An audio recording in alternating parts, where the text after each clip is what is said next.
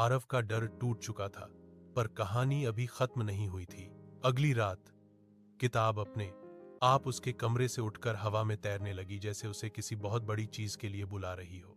किताब के पन्ने तेजी से पलटने लगे और उस पर एक नया वाक्य उभरा। अब समय है उस जगह लौटने का जहां कहानियां जन्म लेती हैं। अचानक कमरा हिलने लगा, फर्श पर एक चमकदार वृत्त बना और कुछ ही पल में आरव उसमें खिंचकर एक विशाल नीले आकाश के नीचे पहुंच गया। यह जगह बाकी सभी दुनियाओं से अलग थी।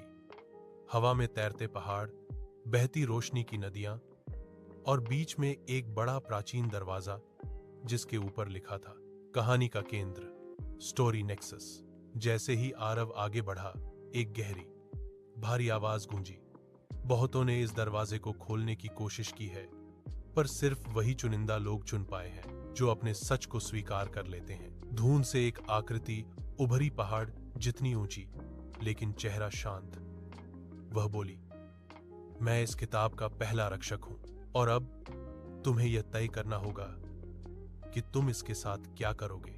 आरव ने डर और हिम्मत को बराबर महसूस करते हुए पूछा, मुझे क्या करना होगा? रक्षक ने हाथ उठाया।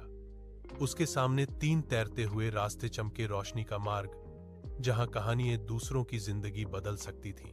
सत्य का मार्ग जहां हर सच सामने आता था, चाहे कितना भी मुश्किल हो। छाया का मार्ग जो सबसे ताकत देता था, लेकिन सबसे खतरनाक था।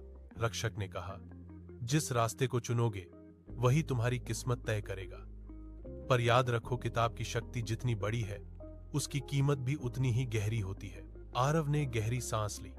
उसके सामने दुनिया थमी हुई थी। फिर उसने अपना हाथ आगे बढ़ाकर एक ही रास्ता चुना, पर किताब ने तुरंत रोशनी छोड़कर उसके